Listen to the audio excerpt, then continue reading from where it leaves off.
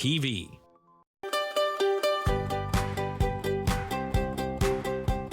Paula Roy's Favorite Foods is made possible with the help of Farm Boy.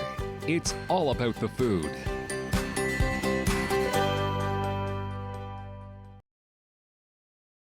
Anyone who knows me well knows that I consider pickles to be a food group. There are so many great recipes for quick pickling, over 30 on my website, and I'm going to show you 3 fast and flavorful ones today.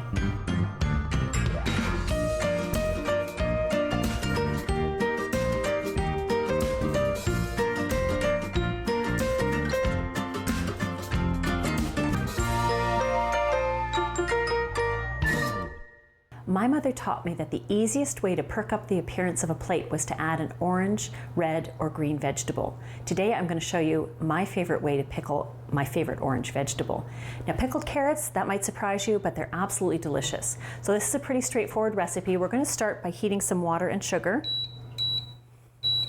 And as soon as it comes to a boil, we're going to add in some white vinegar, a little bit of sugar, some cracked black peppercorns, and some dill seeds. So that's different than the dried dill that looks like little tiny bright green sticks. These are the actual seeds from the dill heads when they come into flower.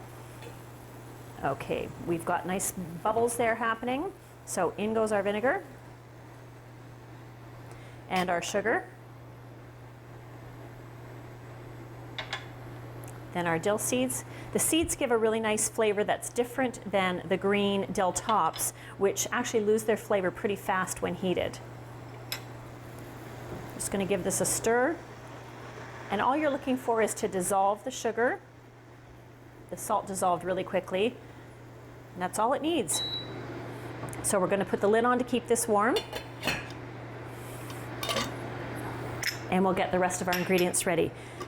Now you'll notice I don't have classic what are called canning jars or mason jars, because for quick pickles that aren't going to be stored on the shelf for a long time, you don't need them. These bottles are going to go into the refrigerator and they're good for about a month to 2 months depending on what vegetable you're using. So you can save your canning jars for things that are going to sit on a shelf.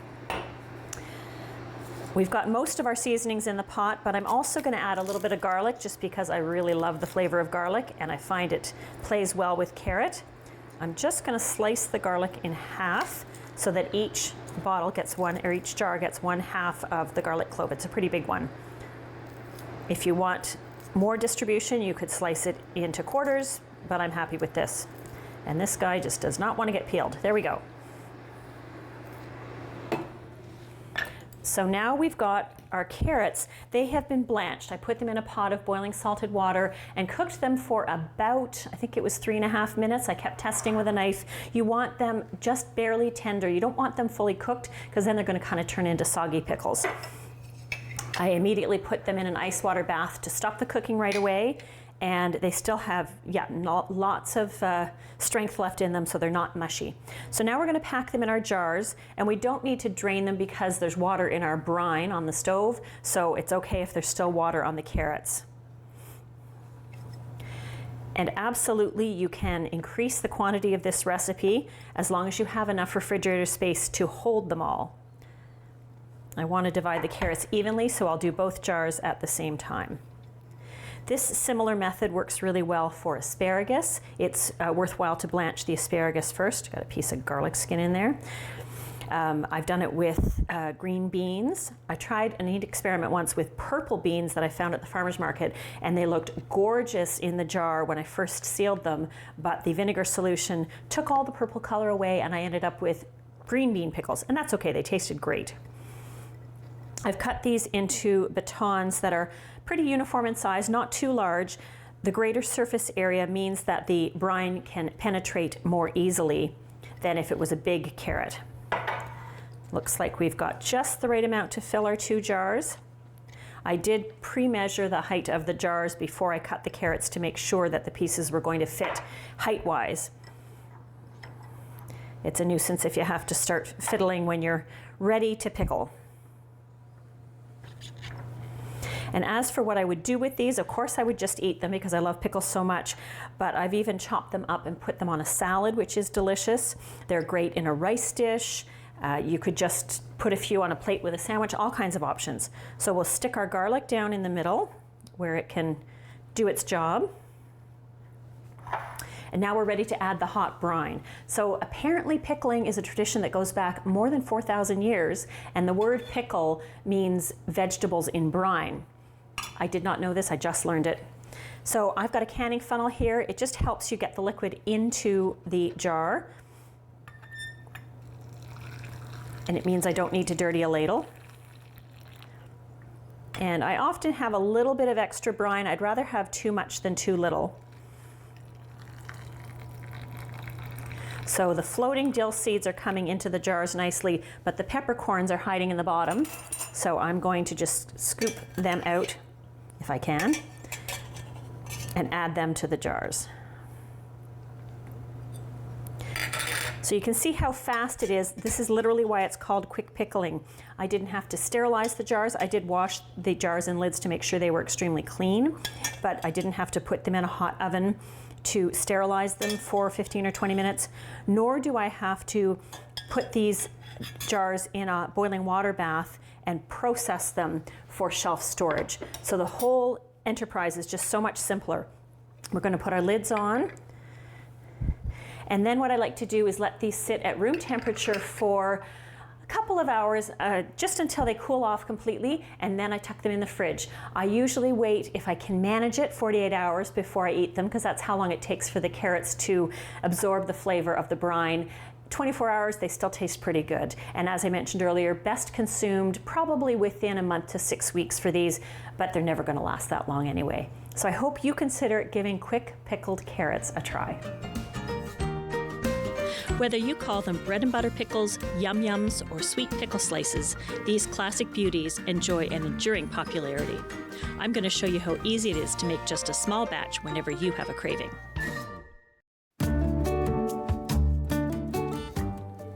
Welcome to Community News and Events on Rogers TV Channel 22.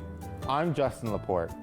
The City of Ottawa offers a wide range of skating lessons for all ages and skill levels at various facilities across the City of Ottawa.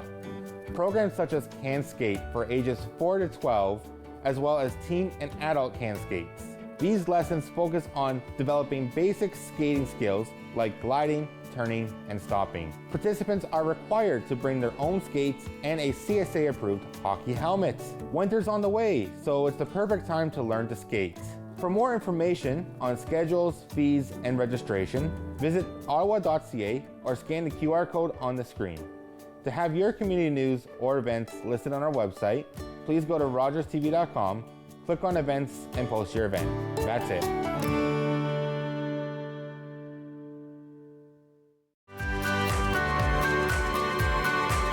Join me, holistic chef Daniela Croco, for season 4 of Simply Cooking by Chef, right here on Rogers TV. Think it's okay to drive high? Think again. Drug-impaired driving is as illegal as drunk driving, and in Ontario, the penalties are the same. If police suspect you're driving under the influence of drugs of any kind, or a combination of drugs and alcohol, and you fail a roadside test, your license will be suspended immediately for up to 30 days. You'll pay a penalty of $198. And you can be charged with a criminal offense of impaired driving, the same as alcohol. Driving high is never okay. Paula Roy's Favorite Foods is made possible with the help of Farm Boy. It's all about the food.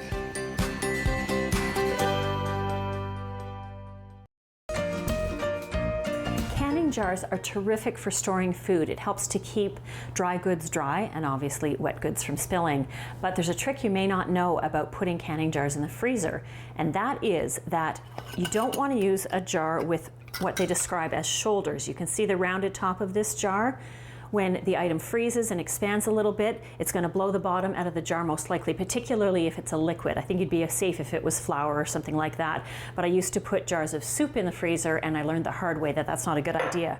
What you want is a straight-sided jar. So for example, I buy these bottles of passata, which is fantastic tomato sauce at Farm Boy, and I'll use half, freeze the other half, but always in a straight-sided jar so I don't have any blowouts in my freezer.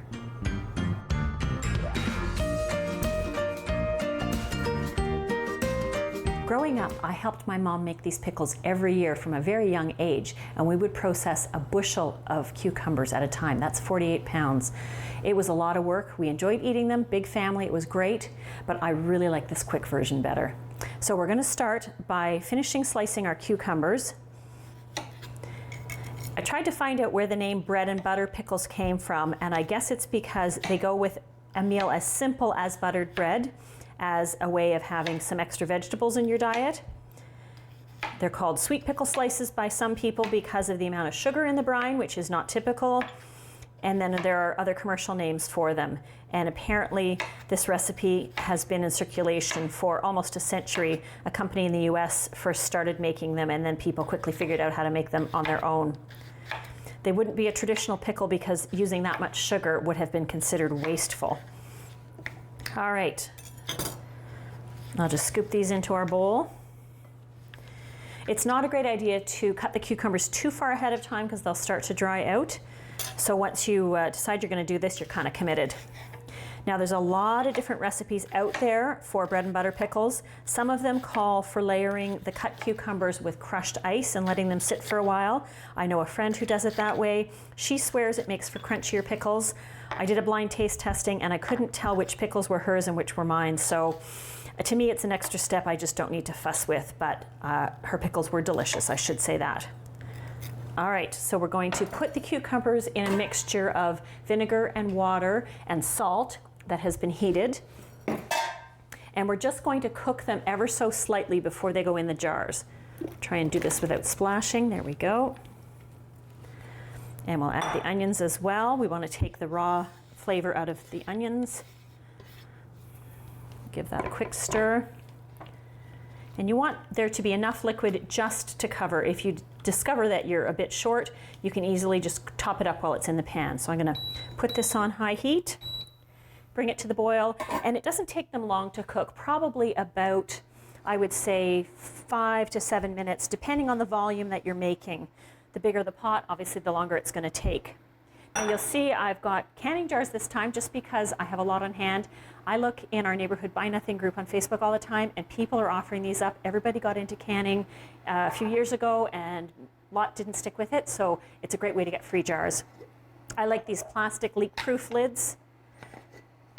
They don't react with the vinegar, so they last a really long time, whereas the metal lids sometimes can get a bit pitted from the vinegar. So our brine matches the cooking liquid in that it's vinegar and water, which I've heated. I'm going to add the sugar, 2 cups of sugar.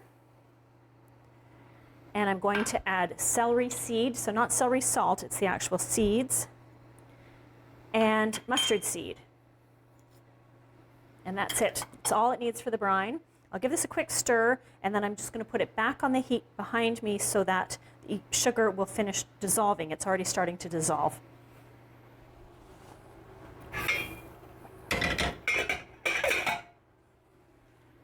And we'll give this a little more heat.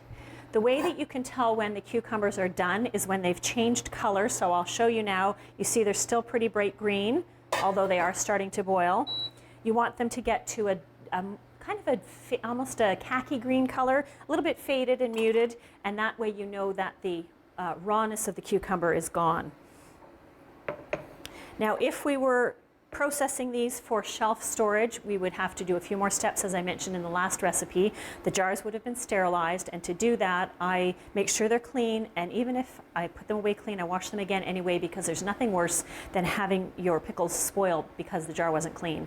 Then I put them upside down in an oven that's been heated to 220 Fahrenheit and turned off, and leave it in there for a minimum of about 15 minutes or until the pickles are ready to go into the jar. Okay, it's time to check on our cucumbers in the pot. Let's see what's going on. Oh, they're perfect. You can just see how there's a few tiny edges that are still bright green. Everything else is all set. That's so great. So we're going to take the pot off the heat.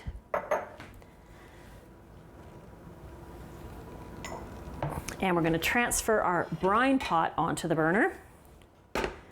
And if you take a look in there, you can see that the sugar is pretty much dissolved. So we're really just going to keep it warm until we pour it over our pickles. And I'm looking at this, I can already tell I might not have quite enough brine, so I'm just gonna add a little bit of water to stretch it. I always keep water handy when I'm pickling for that very reason. All right, so we've got a canning funnel once again, just for easy filling. And you want to pack the jars as tightly as you can. Pun intended, since we're canning. In researching the history of pickles, I learned that initially it was a way to preserve food for long travel, so you would have some vegetables to take with you. Then it also became a way to prevent food from spoiling, or to take food that was just maybe beginning to spoil and make it palatable because the brine flavor would predominate over the other flavors. Now I can still fit a few more in there. Over time, people got a bit more creative. They found evidence of pickled cucumbers in ancient Mesopotamia from 2400 BC, so that's kind of amazing. All right, I'm just gonna heat that a little bit more. I have pickled more things than I can count. Lots of fruit, blueberries, cherries, strawberries, kumquats, avocado slices, just about every vegetable going, and I have loved them all. Log jam here in our funnel. Okay, we can get almost all these in here. I keep poking them down. Gonna check our brine. It's boiling. It's like a little bit of a game with me. How many more can I fit in? So we'll just try and fit a few more in. There, I think that's good. So we'll get this out of the way. And now we'll get our brine down here. Give it a stir. You want to try and get the seeds off the sides of the pot if they're stuck there, so that they end up in the pickles, not in the pot. And yes, you could ladle them in, but I'm going to do a daring-free pour instead.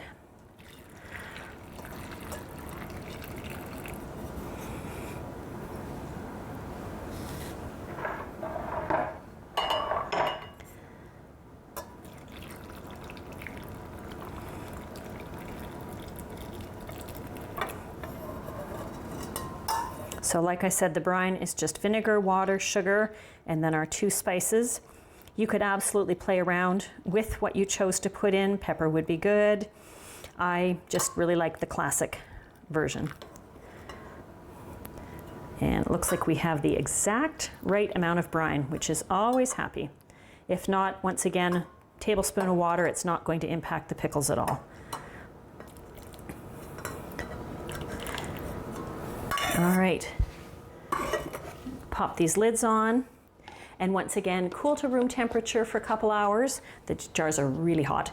And then put them in the fridge and give them 24 to 48 hours before you dive in. Use them on sandwiches, hamburgers, just as a snack, whatever you like. They're so versatile. There we go, quick pickled bread and butter pickles. I live in Ottawa, which is sometimes called the shawarma capital of the world. One of my favorite elements of this tasty Lebanese meal is the pickled turnips, and they're so easy to make. Stay tuned to find out how.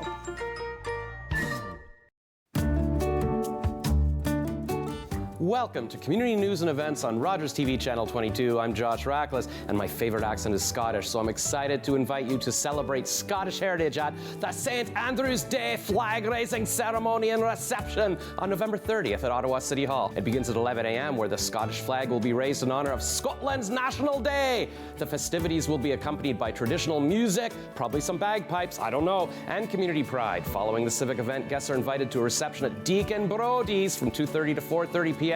hosted by the Scottish Society of Ottawa. So put on your kilt and bring your own haggis. Maybe not, I just made that part up, but it's probably true. Enjoy lively conversation and the warmth of Scottish hospitality as Ottawa marks the annual celebration of friendship and tradition. Visit otscot.ca. It's like a poem by Robbie Burns for details. To have your community news or events listed on our website, please go to rogerstv.com, click on events and post your event. That's it, laddies and lassies. Just like any other job, to succeed in the NHL, you gotta take care of business. You need to know how to motivate fellow employees. Come on, boys! It's important to be goal-oriented. Assist team members whenever possible. I do not believe always put the customer first. Listen to this builder. This place can't believe what they just saw. Hey, beats a desk job. What's wrong with a desk job? October 5th, 2014, my daughter was hit by a train. She was walking along the sides of the tracks, and it shattered her world.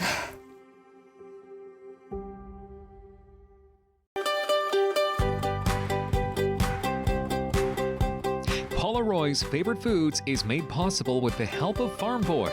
It's all about the food.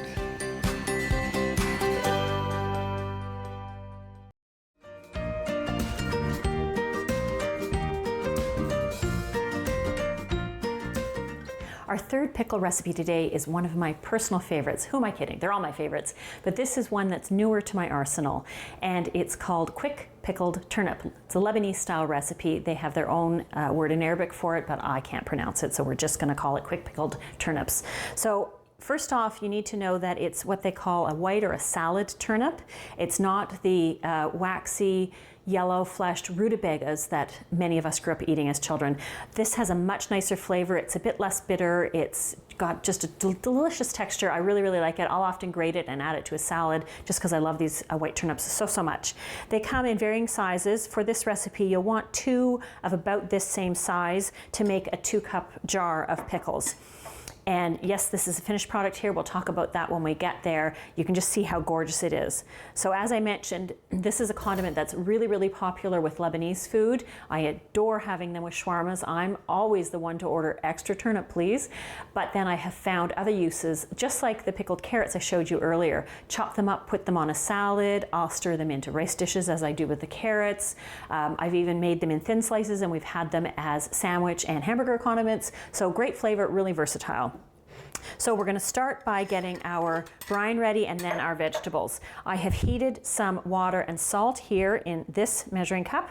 I'm going to add to it some more water that's cold, and the reason for this is that we don't want a hot brine going on the very tender turnip. It's quite it feels firm, but it's very porous inside and it soaks up the brine really fast. So if the brine is hot, it's going to start to cook the turnip, and we don't want that. And then we've got our vinegar component. So a very, very simple brine for our pickled turnip. You can see here I've taken a small beet and I've cut it into wedges. I like to have the shapes different than the turnip because the turnip takes on such an intense purple color from the beet that if the beet is the same shape, you might accidentally eat a piece of raw beet and it's not very appealing. So by having these in wedges and the turnips in sticks, I can distinguish them in the jar. So I'm going to put one of my beet wedges in to get us rolling. I'm going to add half a clove of garlic, and I'm going to add a bay leaf. And now we'll cut our turnip. They're easy to peel, and you want the slices or the batons that you cut to be, I'll say about just over a centimeter. This one is so firm, I really am struggling to cut it, so I'm going to cut it this way instead. And it's absolutely not precise. You don't have to make them exactly the same size because it's not being cooked, so it doesn't matter about the uniformity of it from like a cooking time perspective. I like them on the slightly smaller side, and I always make sure I peel them really thoroughly because I don't like the bits of unpeeled edges that you sometimes get at shawarma spots. So it's very quick to do them all. And I may or may not use the whole 2 turnips, we shall see. I'm making smaller pieces. Sometimes I'll cut them this way, lengthwise, for longer sticks, but I'm just feeling the smaller pieces today. It also makes them last longer because people will take 10 small pieces and be happy versus 6 or 8 big pieces, and then your jar is gone. You should be able to find these white turnips at any major grocery or produce store. I do see them at Farm Boy all the time, and they're very inexpensive. So you can see how easy it is to just stack them up and cut them. Yeah, we're definitely not going to use our whole second turnip here. I'm going to put in 2 more beet slices, wedges I should say. And the beets don't really impart a lot of flavor, but they do give the pickles their characteristic color. And on with our next piece of garlic. I think I'm going to end up making a second jar later with my extra turnip. That's great news for me. Now I see that there's a little bit of a core here in this one, so I'm going to cut around that because it'll make the pickle a little bit tough and I just don't want that. So you can see there's a bit of a pattern here, almost like a flower image. That would be a coarse stem end, so I'll be trimming that off before I end up using the rest of this turnip. Just cut one more slice off here, and I can see where I missed a bit of peel. And we need really small pieces to finish filling, so small pieces it is.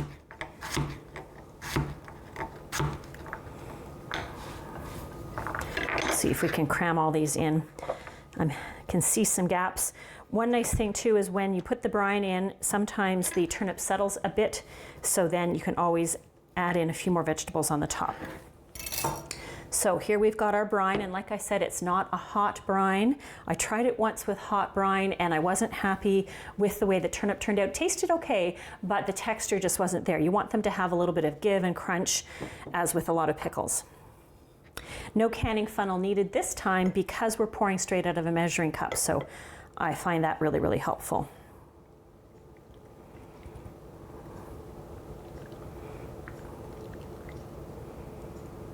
Just about the perfect amount of brine. So I'm looking at the bottom and I can't really see any gaps there, so I think that we're not going to add any more turnip to the jar. On goes the lid. And now the magic of having to wait. So as you can see, the turnip is still extremely white, but already there's a bit of a pink hue happening from the beets. I'm going to give the jar a shake. And that's going to help the beets continue to release their moisture. I didn't peel the beets, by the way. I scrubbed them, and then I cut off the top and the bottom ends, and then I cut it into wedges. There's no need to peel them unless they're really, if it's an older beet and it's kind of bumpy and doesn't look very good. But if it's a young looking beet, it's just fine. So the pink is happening. It will take about probably 2 days, I would say, in total for the turnip to take on this vibrant pink hue that you can see here. So I'll leave it out at room temperature for about the next 6 hours. And every time I walk by, I'm just going to pick the jar up and give it a shake to help distribute the beet juice through the turnips. Already the pink is happening even more. And then after 6 hours, it'll go into the fridge. And if I think of it, I'll take it out and shake it, but otherwise I'm not going to worry about it. It probably is about a 3-day process before these particular pickles are ready, and they should be consumed within the month to enjoy the maximum freshness and flavor. So I hope that you try making Lebanese style pickled turnip if this is a flavor that might appeal to you, and find some interesting and creative ways to enjoy this delicious quick pickle. Now that you know pickling doesn't have to be a day-long multi-person activity, I hope you'll grab some vegetables and try making my pickled carrots, bread and butter pickles, or Lebanese-style pickled turnips. You'll be glad to have these tasty treats on hand to perk up lots of different meals.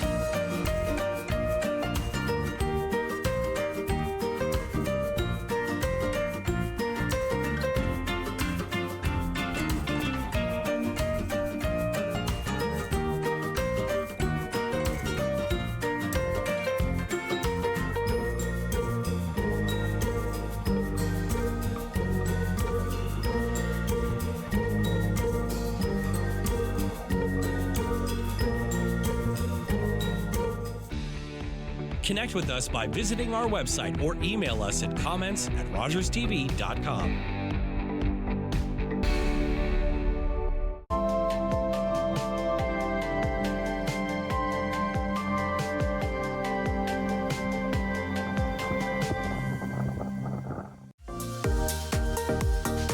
Welcome to Ottawa in the Know. I'm Julie Finley. I'm happy to be here to show you everything from bike trails to kitchen tales and all the things in between that make Ottawa so great.